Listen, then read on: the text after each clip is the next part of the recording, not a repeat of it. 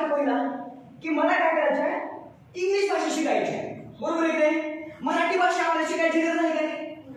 का गरज नाही शिकायची?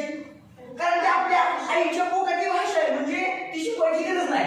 आपण लहानपणी जाते काय म्हणते, उठकी बसकी पाणी पी फवाड्या भर तिकडे जा म्हणते की नाही? आपल्या आजी घरी असं म्हणते का इंग्लिश म्हणता, गो गो गो करते का? आजीला माहिती का इंग्लिश? तिला का माहिती नाही? आजी इंग्लिश पण शिकवली का? शिकवली का? चला आता आपली मातृभाषा कोणती आहे? मराठी. मग ती शिकायची गरज आहे का? बरोबर आहे. मग शिकायचं काय आपल्याला? इंग्लिश. आपण इथे काय शिकायला? इंग्लिश. बरोबर आहे ना? इंग्रजी काय शिकायची आहे? मग कोण सांगते? कशासाठी शिकायची आहे इंग्लिश? सर मला म्हणून इंग्लिश शिकायची आहे, आमची मम्मी म्हणून शिकायची आहे का? फीज क्लासमध्ये चला आता आम्ही फीज भरली म्हणून आम्हाला इंग्लिश शिकायची आहे. कशासाठी शिकायची आहे सांगायला बरं. इंग्लिश कशासाठी शिकायची आहे तुम्हाला? बरोबर. एज्युकेशन म्हणजे काय? शिक्षण. एज्युकेशन म्हणजे काय? शिक्षण. हे समोरचा मला बोलाय नीट आहे का? नक्की. ओके. माझं नाव काय?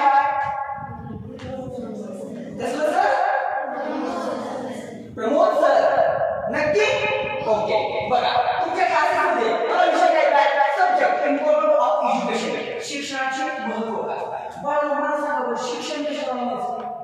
शिक्षण आमच्या ज्ञानाला मी जेव्हा कॉलेजमध्ये होतो, कॉलेज असताना आमच्या ज्ञानाला कशा एक उठलो सांग शिक्षण म्हणजे काय? मग सगळ्या मुलींनी त्यांना उत्तर सांगितली. कुठली सांगितली? पुस्तकावर. मी आमच्या वेळेला सांगितलं शाळा काहीतरी नवे शिकणं म्हणजे शिक्षण. बरोबर आहे? माणूस जन्मल्यापासून मरेपर्यंत अजन्म विद्यार्थी असतो, फक्त शाळेत येणारा विद्यार्थी नसतो. शिक्षण हे जन्मापासून सुरू होतं आणि आयुष्याच्या शेवटपर्यंत ते अखंडपणे चालू असतो. शिक्षण हे कधीही संपत नसतं. म्हणजे तुम्ही शाळेत गेला आणि तुमची शाळा बसायचं. मग आम्ही काय म्हणतात,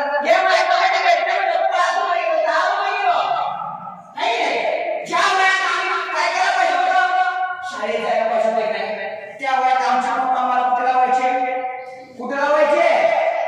शेतात. आणि शेतात काही टोमॅटो तोडायचे आणि घेऊन कुठे लावायचे? पाकिस्तानला. कुठे लावायचे? भातामध्ये टोमॅटो विकायला. त्यांना शिक्षणाचं महत्त्व माहिती होते का? होतं का?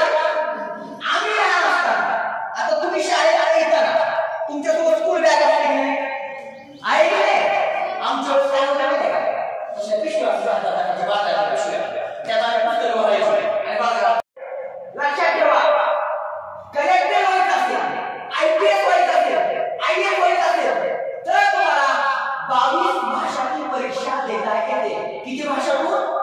22 भाषांतून. पण सगळ्यात जास्त IPS, IAS होण्यासाठी जर तुम्हाला पुस्तकं कोणत्या भाषेत उपलब्ध आहे तर ती इंग्रजी भाषेत आहे. कुठल्या भाषेत आहे? इंग्रजी भाषेत आहे.